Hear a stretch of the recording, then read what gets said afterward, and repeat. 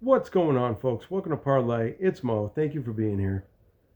I just wanted to pop on real quick and go over a bit of toxic management, toxic bosses, toxic supervisors, because I wouldn't call them leaders. These people aren't leaders, and it's very common in the workplace these days where you have people that aren't trained to be managers and supervisors. These managers and supervisors are pretty much molded by the company, and they're not trained to be leaders. I know from the United States Army, I went through leadership development courses, and there I developed the skills in order to practically be able to manage personnel. And I've met some of the best leaders in the United States Army and in the United States military, by broadly. However, I met some of the worst leaders I've ever seen in my life in the military. And there's no excuse for that because they've gone through the schools. But, you know, your personality is also a factor in leadership and will determine whether or not you can be a bad leader or a very, very good leader. And understanding what a good leader is and what a bad leader is. And it's I think it's very healthy to experience both. So you have sort of a compass or a barometer to what to go by. So these are some of the examples. I want to do one article here. Okay. All right. This lady named Jenny. All right. Jerry was her supervisor. Okay. Jerry wouldn't let me go to the emergency room after the heavy vaginal bleeding I had been experiencing suddenly got worse. I went over his head and got permission to go. I called my mom, told her to meet me at the ER. The ER nurse said that he'd never seen so much blood. It's determined that I need a couple of blood transfusions and will be admitted. My mom calls Jerry, who then proceeded to tell her that it's just stress and I need to get back to work. At this point, I couldn't even lift my own head. But sure, I can take a bus across town and go back to work. And that being facetious, I ended up needing another hospital stay later for a D&C. They found a large growth that needed a biopsy. Jerry kept insisting that it couldn't be cancer because I'd be tired and losing weight. Like he's some kind of medical professional or doctor? I doubt. I had lost 8 pounds in a week and went to bed the minute I got home. I was still recovering from the procedure. Then Jerry called me and to let me know that I was fired for taking too much time off. 5 days later, I was diagnosed with cancer. F you, Jerry. F you. I hear so many stories like that. Also in my personal life, talking to people and online and also on YouTube. You have a plethora of different stories, and it all is tied to the same thing: bad management, bad supervisor, toxic bosses. And I want to say one thing, okay? Is that there is no there will be no job in my life that I would allow this to happen. And if it did happen, you know, I would leave. I would leave, or I would contact somebody. And maybe, like here in Texas, you have the Texas Workforce Commission. And this would be a prime example. I would get it. I would get it in writing. I would try to get it in writing, but in this case, it's not in writing because she had to go to the emergency room, and she was experiencing heavy bleeding. And yeah, I mean, her boss said it was due to stress. Why is that? Why would it be due to stress? Are you stressing her out? You know? And oftentimes these individuals really don't care about their employees. They really don't.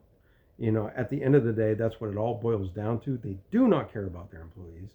and they do not leave room for the human condition.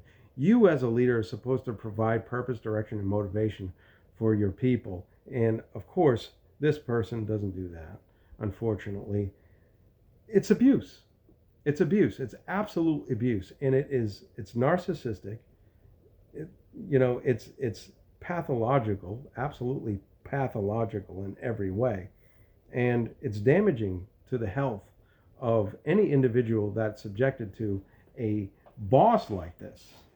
And it can over the course of time can cause serious medical conditions, just like Jenny here caused very serious health conditions.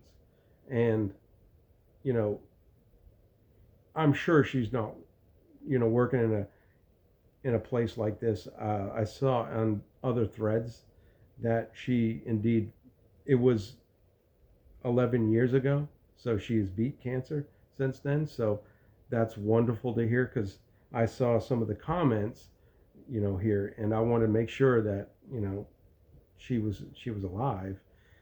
I wouldn't want somebody to unfortunately pass away due to this, but it's disgusting. It's so common in the workplace these days, and you have so many bad examples of bosses, and it's disgusting. It just disgusts me. We have to, at some point, ask ourselves, is this how we want to end up in our lives? Because, look, you don't have a time clock on your wrist that says how much time you have left on this earth. Because if you did, I'm sure that you would make it a point to stop caring about all this nonsense and dealing with these stupid people. And you would probably try to make your life a little bit more meaningful. Okay? And I want you to really understand that. If I had a time clock, a death watch on my wrist, what would I do?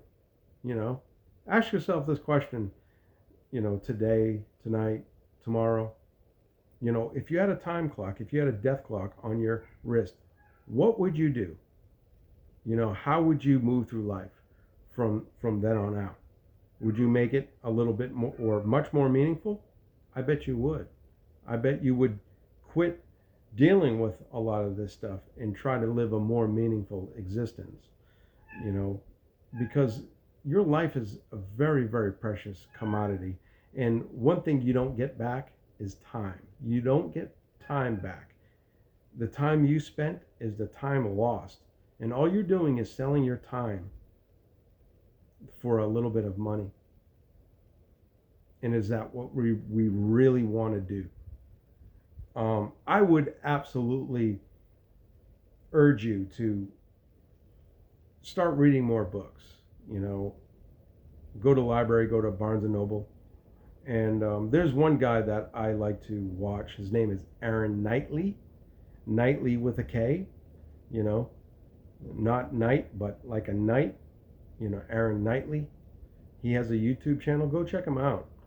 You'll probably get a lot of value from that. And if you got value from this, and if you're here now, go ahead and, if you got value in this video, like the video and subscribe to my channel, please. I'm going to be doing more of this stuff. I'm going to get more tech savvy. So I'm going to do a lot of good stuff for you guys and make it as entertaining as I possibly can. And I'll do more articles like this. I'll search the internet and look at some more articles, because these things you really need to consider. A lot of people, they tell me, look, I like my job. It's the safe bet. It probably is for now. Okay. It might be for now, but wait a year, wait 2 years, wait 5 years. People will change. People will get other jobs, won't have the same team as you do have now.